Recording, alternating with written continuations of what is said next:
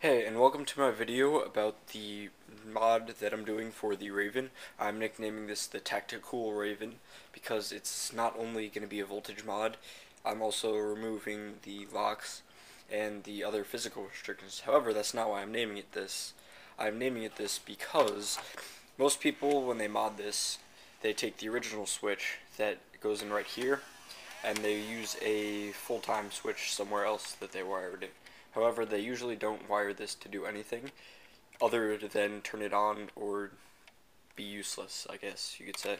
However, what I'm going to do with this is I'm going to use this switch up here, which is a momentary switch, to turn off a laser diode, turn on and off for when you're aiming, because I'm making this into an indoor weapon blaster, which is going to be used for close quarters, which this is going to help a lot for aiming. So you're just going to run right up. Whenever you need to turn on the laser momentarily, you're going to use your finger to push this button.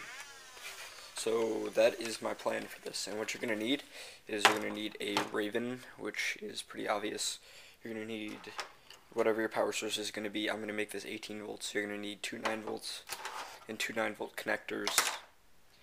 For the laser itself, you're going to need a laser diode and housing. And then this one requires 3 volts, so I'm using a 2 AAA battery holder, and it's going to hold them in here, and I'm using AAA instead of AA because it would fit very nicely in this handle instead of rewiring it to the back. You're going to need your AAA batteries, and you're going to need some kind of switch as your on-off switch for the blaster. Now, I'm using a slide switch to turn it on and off, and I'm probably going to put it through one of these vents up here in the back, so that way it makes it easy to turn it on and off, because when you put your hand on the side of the blaster, it automatically goes to like something like this if you're like me. So I figured like one of these vents would be very easy to turn it back and forth. So this is the basic concept behind this, and let's get started.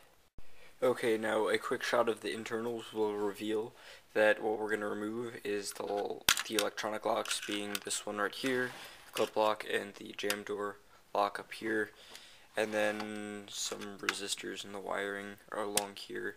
So what we're going to actually do is we're going to do our own custom circuitry. That's at a later time. Right now, the physical locks that we're going to remove, you need to unscrew the trigger right here. And then I will show you closer up that you will get these pieces. This is the screw you're going to want to undo. Lift off that piece. Then you're going to want to take off this orange piece right here. And it has a little spring on it. It's a pretty tough spring. And then you're going to want to put the other pieces back. Now the other one you're going to want to remove is back here. Loosen that screw. And you're going to take off this piece completely.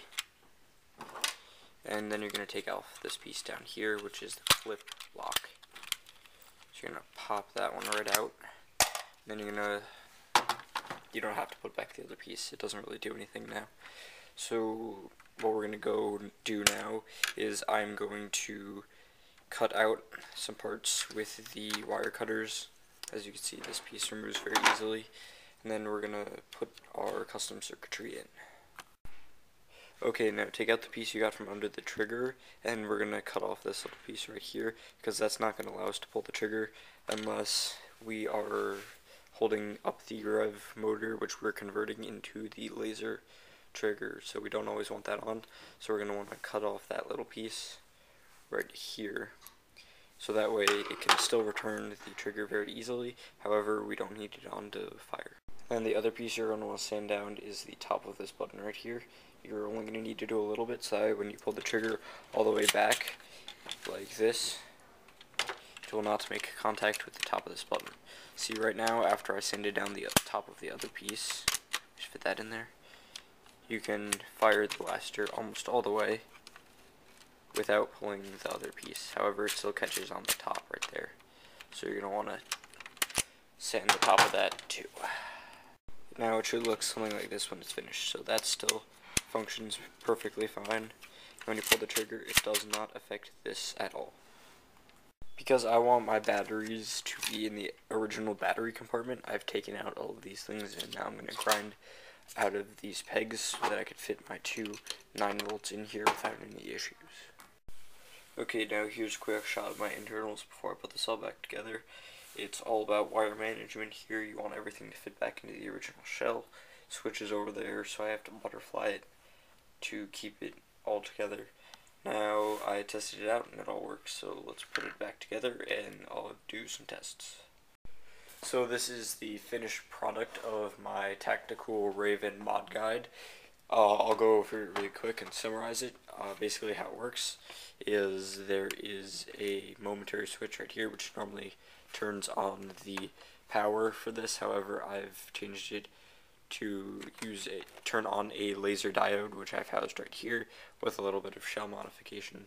So whenever you put your finger onto that momentary switch, it's going to turn on the laser, and the laser, I did center it, so if you're looking right down the little almost pistol-like sights right here, it does line up with the dot, so that's pretty cool, and it makes it a lot more fun when you're using it. It makes it feel like a real SMG style Nerf blaster, so it's pretty cool. The other things that I've done, 9-volt modded. I didn't want to do 18 because I thought that it'd be extremely loud and I want to use it for indoors.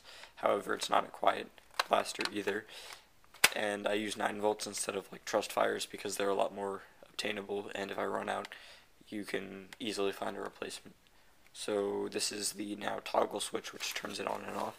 So when you have it in your hands, it's right where your thumb is going to be, like right here if you're using 2 hands. However, you could just flip it on, and I think I have 4 loaded right now, so I'll just fire them off.